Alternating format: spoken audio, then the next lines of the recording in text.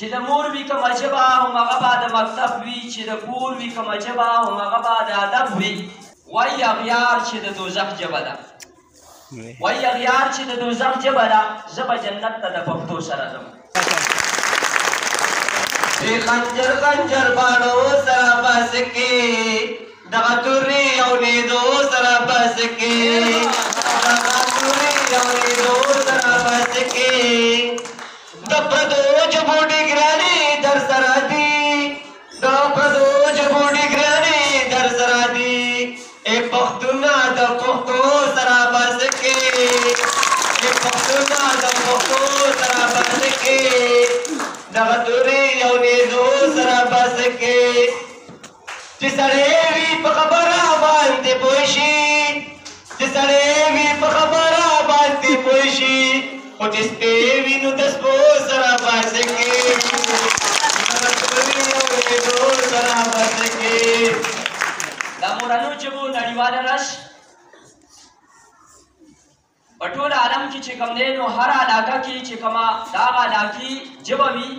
نو د هغې رس چې کوم دی دا نننۍ رس ده دا خلک لمانځي او څنګه چې موږ تاسو ته پته ده چې ماشوم په مورنۍ ژبه کې سبق زده کړه ښه کولی شي د ماشوم مورنۍ ژبه چې ده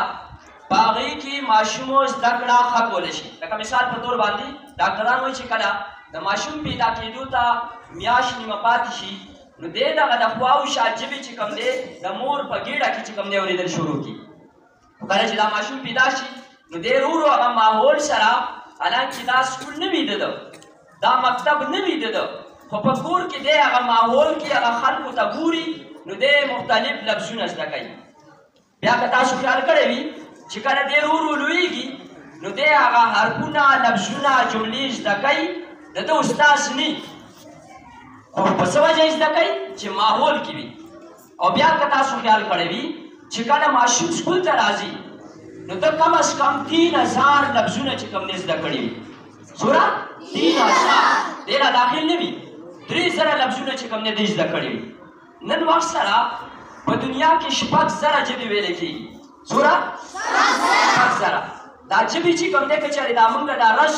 دا 21 فروری دا چې کوم دی مناوو نه نو ژبې به ورو ورو چې کوم دی ختمېږي او ماهرین لسانیات وایي چې په هره دویمه هفته کې چې کوم دی نو یو ژبه ختمېږي د دنیا نه نو دا رش دې دپاره موږ مناوو چې موږ علم او تعلیم چې کوم دی هغه په خپله ژبه کې حاصل کړو مثال په طور باندې زموږ استاسو په ذهن کې دا دي چې یو لږ سکول ته لاړ هغه کیټ زده کړو CAT کیټ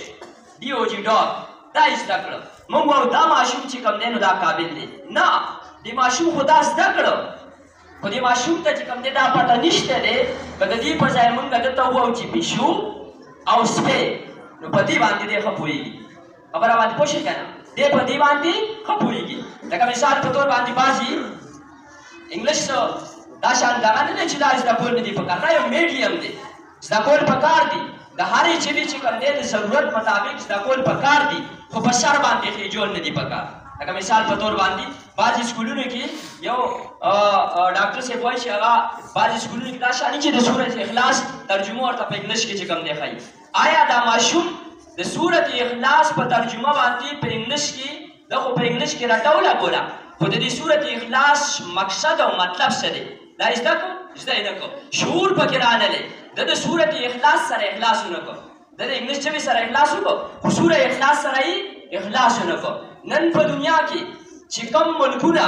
مخکې دي د خپلې ژبې د وجې چې کومه ژبه د هغوی مورنۍ ژبه ده په هغې کې تعلیم ورکوي چاینا ته وګورئ جاپان ته وګورئ فرانس ته وګورئ ولې مخکې دي د هغوی مورنو ژبو کې چې کوم دی هغوی ته تعلیم ورکولی کېږي په دې وجه باندې چې کوم دی هغوی مخکې دي